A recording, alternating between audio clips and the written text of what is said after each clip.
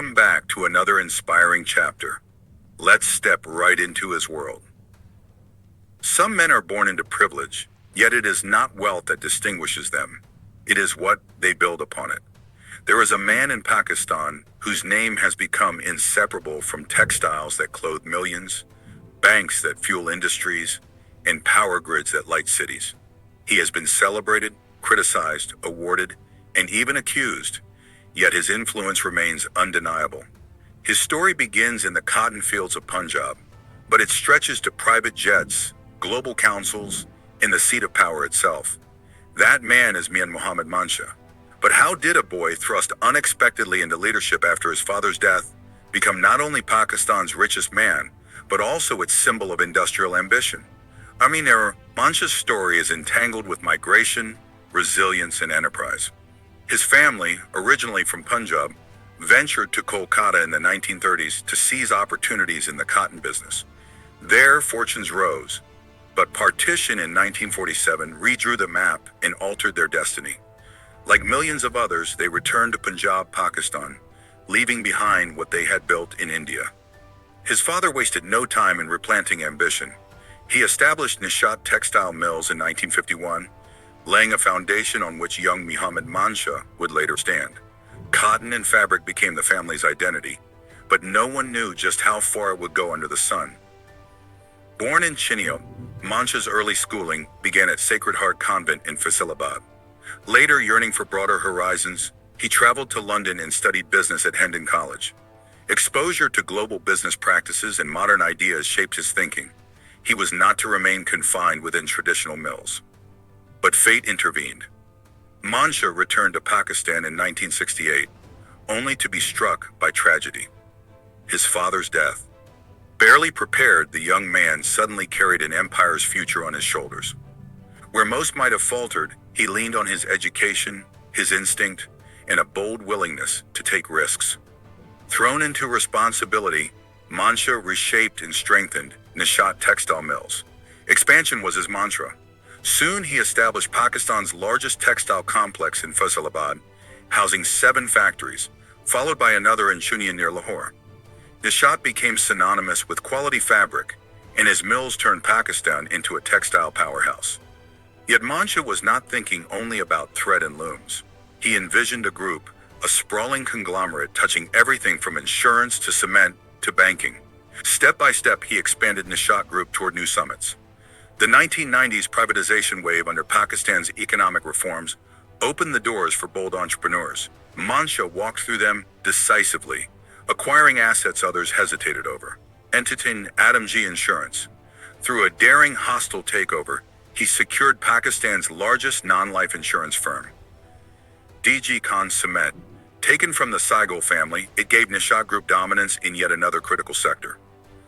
Thermal power plants. He strategically purchased 2 power plants, carving an early role in Pakistan's electricity industry. Each acquisition was not just about buying assets. It was about restructuring them into profit-making engines. Mansha demonstrated a rare knack for spotting undervalued opportunities and reviving them into industry leaders. The jewel of his acquisitions came when he secured control of MCB Bank Limited, once a state-run financial institution. In a tough privatization bid, Mansha outmaneuvered rivals, taking over one of Pakistan's most profitable banks. He did not merely own it, he transformed it. Market capitalization soared, branches multiplied, and MCB became one of South Asia's banking giants. With it, Nishat Group gained influence that stretched from local businesses to global finance. Strategic partnerships, including one with Malaysia's Maybank, showcased Mansha's ability to align Pakistani enterprises with international players. Mansha understood that finance and textiles alone could not guarantee permanence. He pivoted into power generation, launching Nishat Power Limited, forging links with WAPDA to commercialize excess power capacity.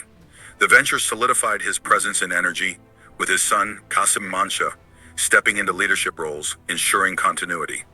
Not confined within borders, Mansha eyed regional expansion. His plans ventured into international banking, with interest in Indonesian and Middle Eastern institutions, and infrastructure projects within Pakistan, including coal plants and seaports.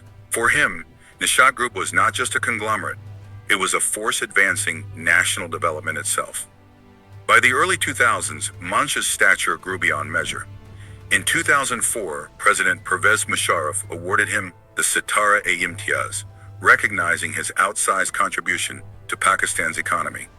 In 2008, Forbes crowned him the richest man in Pakistan, with a net worth of $2.50 billion, a dramatic figure that cemented his titan status. His fleet of luxury cars, a red Mercedes E-Class, Jaguar convertible, Porsche Turbo, BMW 750, Range Rover, and Volkswagen became symbols of his lifestyle. Add to them a private turboprop plane and an 8-seater jet, and Mansha embodied the image of a global tycoon. But even amid this wealth, he remained anchored in business expansion, tax contributions, and philanthropy. He and his family are consistently among Pakistan's highest taxpayers, reinforcing his civic duty. Mansha did not stop at Pakistan. His real estate acquisitions included the exclusive St. George Hill estate in London, placing him among elite international property owners. He became a board member of the Atlantic Council, engaging in global economic and policy discussions. From Lahore to London, Faisalabad to international councils, his influence traversed borders. Great power attracts scrutiny, and Mansha was no exception. His close ties with Nawaz Sharif's political orbit triggered allegations that his acquisitions, particularly DG Khan Cement and MCB Bank, were smoothed by political connections. Critics challenged the fairness of his empire's growth, suggesting influence supported his rise. Yet despite whispers of political favoritism, his ability to turn half-broken assets into powerful corporations remained undeniable. Even detractors admit his management foresight is part of what made Nishat Group unshakable. Mansha today presides as founder and CEO of Nishat Group, a formidable network crossing industries. Nishat Textile Mills Limited, Pakistan's largest and globally recognized textile producer. Nishat Power Limited, a key player in the power generation sector. MCB Bank Limited, one of South Asia's most profitable and influential banks. Adamji Insurance Company Limited, the nation's leading non-life insurer. Nishat Union Limited, diversified into textiles and power. Nishat Mills Limited, reinforcing textile dominance. Each enterprise reflects Mansha's vision of simultaneously strengthening Pakistan's economy and fortifying his group. Beyond balance sheets, Mansha has consistently contributed to education, healthcare, and social welfare. His philanthropic work, often carried quietly, has supported schools, medical facilities, and community projects. He emphasizes that wealth gains meaning only when it benefits society at large. At an age when many rest, Mansha continues to expand.